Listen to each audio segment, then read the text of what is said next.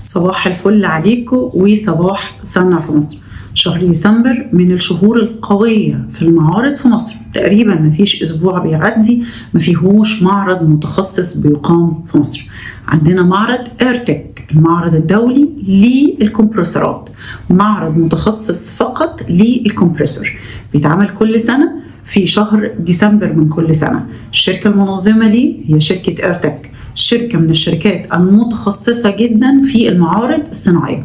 تقريبا بتقعد مدته 4 أيام، بيتعمل في مركز القاهرة الدولي للمؤتمرات في مدينة نصر. لو انت بيهمك حاجات تخص الصناعة أو الكمبريسور يبقى لازم تروح تحضر المعرض المتخصص في الكمبريسور، أو لازم تتابع شركة ايرتك اللي بتنظم أكتر من معرض متخصص في الصناعات الهندسية.